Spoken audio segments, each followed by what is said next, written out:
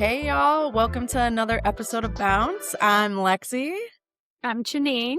and today we are here to talk about finding your mojo. What happens when you lose it? How do you get it back? Janine, what inspired you to discuss this with me today? Because it's been alive in me. So it's something I'm noticing I'm kind of in the question of. So I've lost my mojo in and out of this last 3 to 6 months. And it's then made me curious, like, what's going on? Why am I losing my mojo? First of all, what's it feel like? And then how do I get it back? So I've been playing with that over the last 6 months. And so, as is the case when I'm playing with a new topic like this, I always think of you.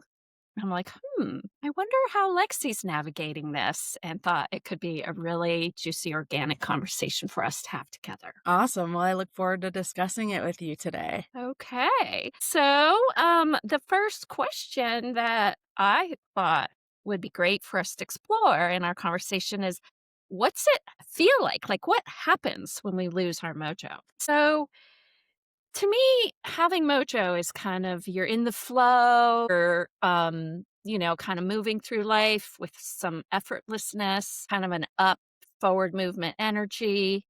And then losing the mojo is when uh, like, it's as if there's my balloon, and I'm picturing like a beautiful yellow balloon is up in the sky and it's just soaring along. That's me and my mojo. And then losing it is where the air of the balloon goes out. So sometimes it's like a dramatic, like all the air is just gone. And other times it's like a slow leak, you Mhm. know? And all of a sudden I'm just like, ugh. It's kind of like it can be either a flat affect or like a heaviness in my body, or just sort of like, oh, not waking up in the morning with this, l- carpe diem attitude, but instead waking up in the morning going, now not another day, right? Mhm. So that kind of a feeling, that's what happens when what it feels like and what happens when I lose my mojo. How about you, Lex? Yeah, when I lose my mojo, it's a loss of focus and Mm, kind of like this imbalance. mm, And a not wanting to utilize my creative side too. So I'll kind of get a little bit more complacent about things that usually excite me. And that's when I'm like, all right, why am I feeling like this? What can I do to regain my energy and my mojo? What brought me to this point? mm. And also just from a biological perspective as a female, I also take into consideration where I'm at in my cycle, because that also does have an impact. And I Mm, also realize that the older I get, the shorter the periods are when I might feel less mojo, just because I'm so much more grounded in who I am and connected with my being and with my soul. So it's like, okay, I'm just going through it right now and it might last a couple of days. Whereas there are points in my life where I've lost mojo for months or even years at a time. mm, And I just mm. don't experience it like that anymore. Well, yay. Let's celebrate that. So you were already alluding to this, but the next query is, what causes us to lose our mojo? Yeah, what do you think it is? Do you I think it's something specific? mean, yeah, I came up with a few answers to that Okay. question. Yeah. So one is what I would characterize as like my efforts are stymied, like Mhm. I'm moving along. Like, so let's put it in the career category. Okay. So I experience this with my coaching clients. So I do career coaching, um, and they get excited that because there's this job, they read the description, like, yeah, this is me. Perfect. They go through all the effort, and it takes so much effort to get a job. I'll attest to that. And that's normal. There's nothing wrong with you if you're job searching and you're not finding one. It takes time. So, anyway, they'll go through that whole process, write the cover letter, resume, networking, everything. And then, they don't get the result they want. Mhm. And it's like a deflation. It's that. and part of it is normal. Like, Mhm. it's normal for us to feel disappointment when we are striving for something and we don't get the results we want, right? Mhm. But what happens, I think, is we layer on top of that Mhm. normal human response a bunch of stories. So stymied efforts is the first thing, but then the second thing I think that makes people lose their mojo is these stories we tell ourselves. And another way of I call this stinking thinking, it's disempowered thinking about ourselves. So interpreting the not getting the job offer, or so for me, it's trying to get new client work. So I'll pitch myself to a new client and then I don't win the bid, right? Mhm. So it's just perfectly human for me to feel disappointed about that. But where I can get into trouble and then lose some of my mojo is when I put layer on top of that some sort of I'm not chosen, some sort of, or I'm not good Mhm. enough. That's like a classic human tendency, right? Mm. And then that, story, that's just a story. And it's usually Mhm. based on some childhood, imperfection that we had to go through in life. It's just a story. It's not true. But we feed it and fuel it and believe it, and then before we know it, we're like, the air in the balloon is totally gone. So there are a couple things that I would highlight in terms of the causes of losing my mojo. What are you thinking? Yeah, I mean, I would have to agree with that. I notice whenever I lose my mojo and start to have a little bit more of that sunken energy, essentially, it's usually just because making stories up in the mind, right? So again, when I'm not practicing my meditation and I'm not having enough time in silence and stillness, that's when I realize that I start to like not feel like myself, right? And when you have the mind racing and doing what the mind does, but also at the same time, we are the observer and we do have power over our internal world. That's our world. The kingdom of heaven is within.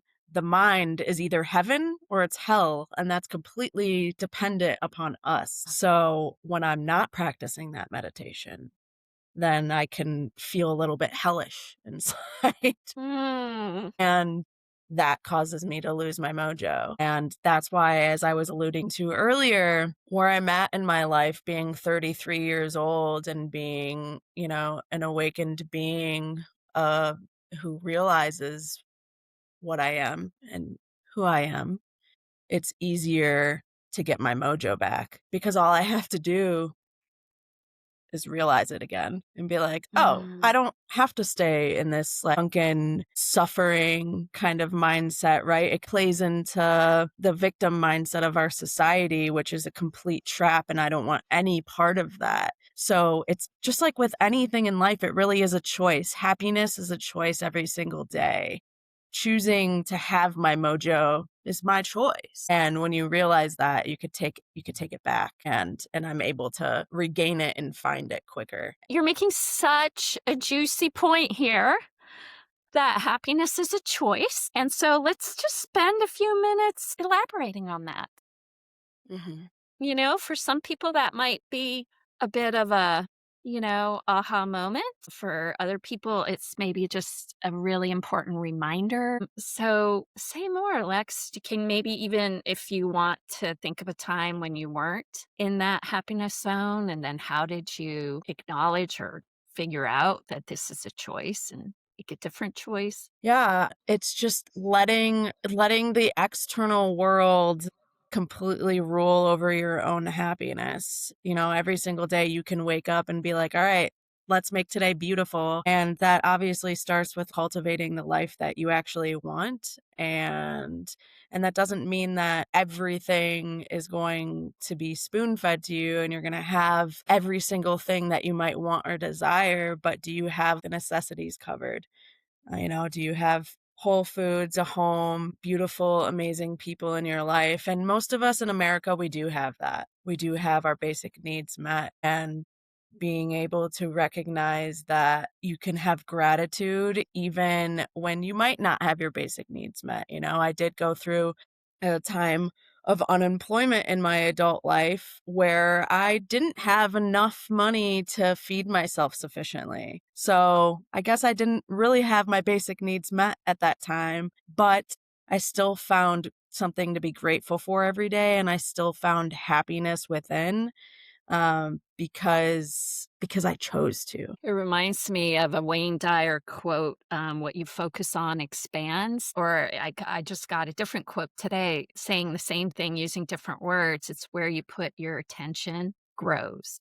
If we focus our attention on everything that's going wrong in our lives, and we just keep focusing on that and focusing on that, it's like you're watering that seed, right? And so Mhm, that seed then grows into this really strong weed. mhm. Versus if we focus on what is working. Yes. Even, I mean, and there's research on this, Lexi, that we tend to think that people who have a lot, like in terms of financial security, are the happiest, but the research actually does not support that. Yep. That there's plenty of people, like at all different socioeconomic categories, that are miserable, and there's Mhm, plenty people who are happy. So I guess you're really honing in on one key variable, which is gratitude, being grateful. mhm. And there's a ton of research on how gratitude does, in fact, lead to increased happiness. So I hear Yeah. you on that front. More than once, this has happened to me, and I'll just bring up a recent example. My dog. I've learned so much from my dog. Maybe we'll do one of our bounce episodes on, what we've learned from our pets. Love it. I've never had a dog before. I've always had cats. And it's been very joyful for me. And it's also been absolutely maddening. I thought I was the most perfect mom. I have one daughter. I was just like calm and just always like grounded. And so I thought I was this best mom. And then I had my dog. I got her as a puppy. And my goodness, I lost my temper. I wanted to give her away repeatedly, and it wasn't because she's a bad dog. She's actually a super wonderful dog, but it was because I didn't know how to be a dog mom. I had to learn how to train her. She's just a puppy. She did things that made me crazy, peeing on the bed, stuff like that. So that's when I realized, no, I wasn't this amazing mom. I just had this really great kid who had a really Mm. mellow temperament. But why am I even bringing this up? What were we just talking about? I was trying to make a point. What you focus on expands, Okay, yes, thank you. right? So there was a time just in the last 6 months where, I was so focused on how much work she is. And she's 7 now, Mm. right? But it's like, "Oh, I gotta walk the dog. It's my," I always have to plan my day around taking good care of her. Yeah. And I just was not, I lost my mojo. I just wasn't wanting to have to put so much energy into planning for and taking care of her. And I was so focused on that I Mhm. really was considering. I'm like, who would want to co-parent with me? Maybe I could find another dog person who would want to co-own her with me, whatever. But then I shifted my thinking. I shifted Mm. what I focused on, and I started to just focus on how darn cute she is. She's got these floppy ears. When she goes on a walk, her ears flop with each step. And she's got this big puffy tail, and it's the cutest thing ever. So I started really focusing in on that and Mm. enjoying it.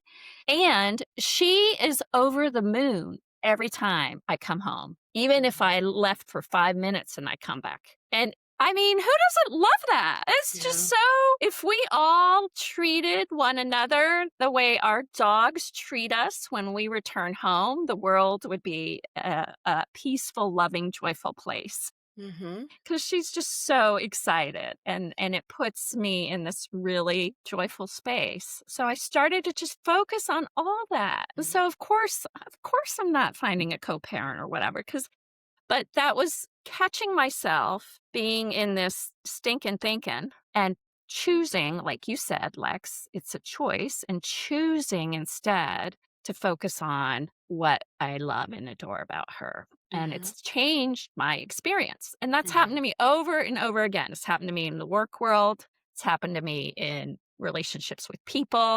If I focus on what's not working, I'm ready to get out of the relationship. If I focus on what I like and what's Mhm. precious about this person, I'm madly in love, right? Mhm. Totally. What you focus on expands, and that was just such a beautiful point. So, how do you work with or rekindle?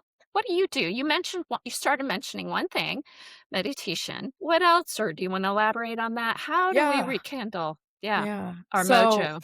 I mean, meditation, because it always helps. And then gratitude. I usually am really good about practicing gratitude every day, like to go out and get sunshine, ground, and just say out loud what I'm grateful for, especially thanking the sunshine every single day for giving me the life, the light, and the consciousness to expand my love and share it every moment. And then also, you know, tuning in and being like, am I going to the gym twice a week? Am I doing my yoga practice once a week at least? And usually when I'm doing all those things, then I'm able to reignite my mojo very quickly. Mm. Again, like I mentioned, I don't lose it for long very often anymore because I'm grounded in who I am and because I do give myself grace to feel low a little bit sometimes. And then I'm like, okay, well, let's designate this day to working on bounce and, you know, reading more and just utilizing my time in a beautiful way. Hiking and getting out in nature is another thing. And yeah, so just doing all the things that make me feel alive and feel aligned with Mm. my soul is just the way that I find my mojo again. Well, so that's just beautifully put. The way you just described that in terms of feeling alive again. Mhm. Um, And so mojo can come and go, right? It Mhm. can like, you can have your mojo in the morning and lose it in the afternoon, or you can have your mojo on a Monday and lose it on a Friday, or you can, or it can last longer, right? So, Mhm. and we all are up and down. Like we all have our mojo and then we all lose it. So it's just being more conscious Mhm. that that's happening. So for me, a starting point is to recognize. So that's the Mm. first step, recognize I've lost my mojo.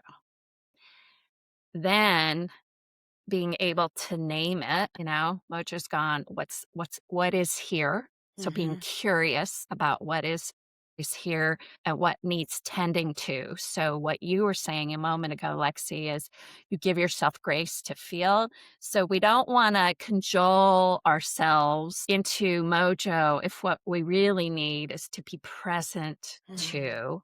Like for me, I've been experiencing loss over the last year, first job and then in my personal life. And so I want to honor that. Mhm. So it's this delicate dance between honoring the emotion and holding it in mindfulness and fueling it with negative thoughts, right? And that's something I've learned over the years through my mindfulness practice of how to discern and Mm. how to be with all that is, right? So mindfulness, sometimes people misunderstand it. They think mindfulness is just happy, put on a happy face. But actually mindfulness is being fully present with what is, right? Mhm. So when we're fully present, which I'm hearing is one of the things that meditation does for you, is being Mhm. fully present, then we know we can be with whatever is there for us. And Mhm. when we're in stillness, we give space for that to bubble up. Yes. And then when that happens, for me, it's how to just, okay, breathing in, I feel this sadness, this loss, breathing out, I hold it. I hold this sadness and loss. So I'm not trying to change it. I'm not pushing it away. I'm just being with it. And then that's like an honoring of it. And I might Mhm. do that for 5 breaths, 2 minutes, 5 minutes, however long until that's enough. Like, I don't Mhm. need to sit with it for an hour. It's just being with it for a few minutes. And doing that creates like, "Oh, I can feel this. It's not going to kill me. Huh, Yeah. I just survived." Yeah. For feeling sure. my sadness so I don't have to run from it or cover it up or pretend it's not there or cajole myself out of it, right? Mhm. And I think that when you do, feel it, you end up being able to alchemize it and go back Mm, to a state of joy and happiness and love and abundance and gratitude, at least for me. Because when I honor my emotions and sit with how I'm feeling, which again, meditation, that's for me how I figure out, like you said, you recognize, and then how do you figure out what's really underlying? Well, for me, I meditate and then I have the download come. This is what's mm, bothering me. What keeps coming to my mind? I'm like, "Oh, I need to work through this," right? And then when you feel it and work through it, you can alchemize it. alchemize. That's just a beautiful word.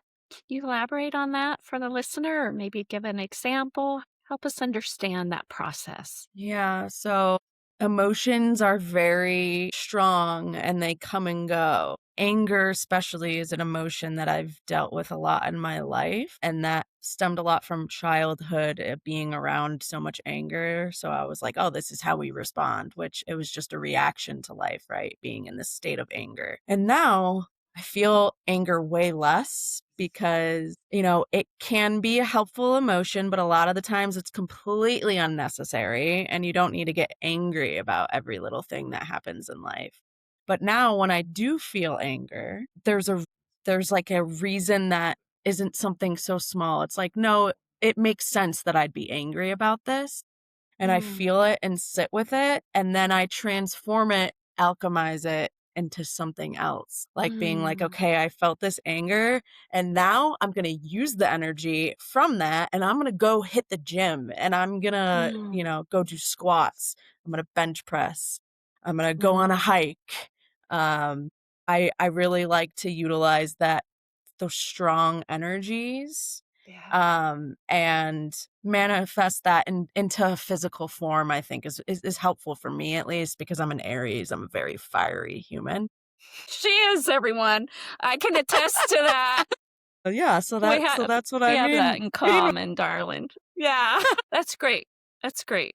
Great example. Anger does have a strong action-oriented energy connected Mhm, to it. So when you Lexi, what I'm hearing is when you alchemize it, you take it from, like, action that could be harmful, mhm, and you don't act when you're coming from that place. Instead, you transform it into some other action so you can use the energy to, pump those weights and exactly. yeah, Yes. that's great. Yeah. Ah, wonderful. So I would just add a couple other things that I do to rekindle my mojo. And that is like being really present to who I spend my time with.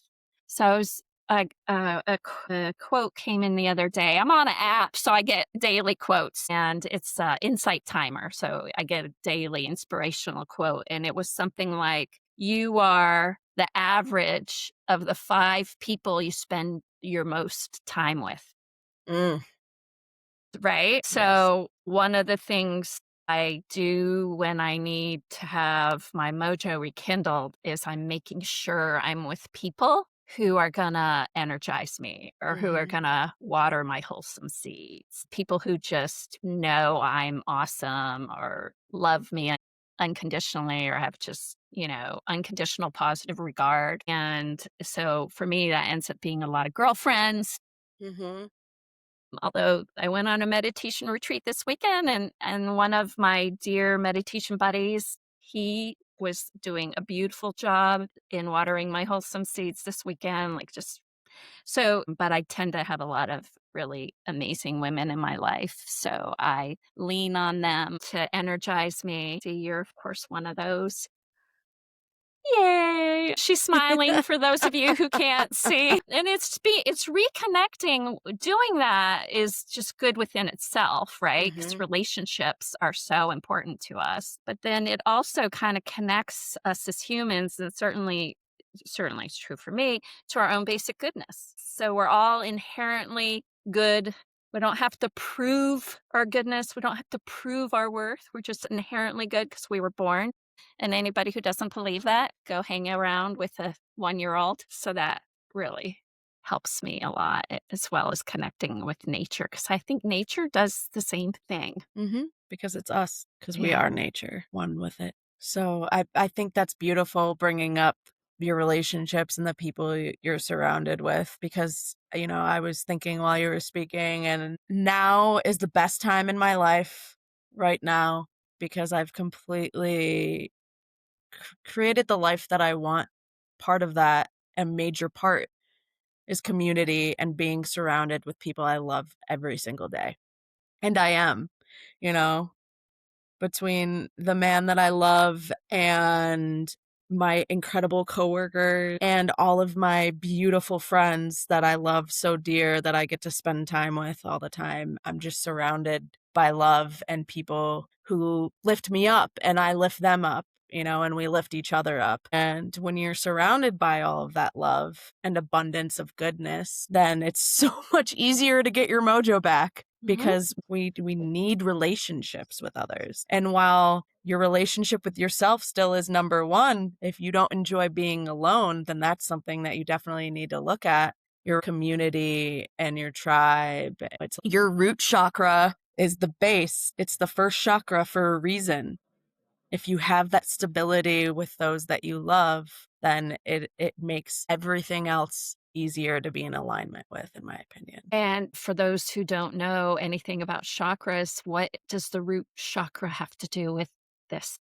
The root chakra is directly related to family and Mm, stability mm. and security and safety. So if Right, you so have that in alignment, then it's easier for you to act through all your other chakras and be balanced and be in abundance and love. beautiful. Beautiful. So I'm so excited for you that you've manifested this optimal life right now, and it has so much to do with the relationships you're in. So three snaps. Woo! And I'll also give voice to it required changes.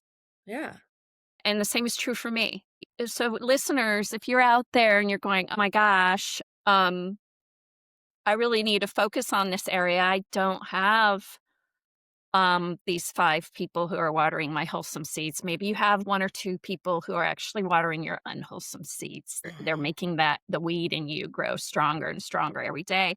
That's a place to use your power, be empowered. Don't fall into victim thinking like, oh, you can make choices. And sometimes that may feel really painful because you're choosing not to be with someone. But ultimately, if that person isn't, showing their love for you in a wholesome way, which is ultimately strengthening you and seeing you for who you really are, then, you get to choose. Mhm. Get to choose. Watch how you feel after you're around that person. If you feel Mm. drained, definitely take a look at that relationship. But if you feel uplifted and you're like excited and joyful, then that's a good person that you have in your life. And there's an exchange of that good energy. Exactly. So this might be a future episode. I have a feeling. So we're gonna let you guys kind of get a teaser on this because there's so much more to how to do this skillfully. Because I could just hear the listener going, "No way! I can't like X that person from my life. Is that what you're telling me to do?" Blah blah blah blah. So just be calm if that's coming up for you. And what Lexi was just inviting you to do is to be curious, take a Mhm. look at that, and yeah, we'll explore this in some future date at some future time. So, but right now, we just want to say thank you so much for tuning in to our episode on Mojo, why we lose it, and how to rekindle it. Yeah, thank you guys so much. Hope to see you soon.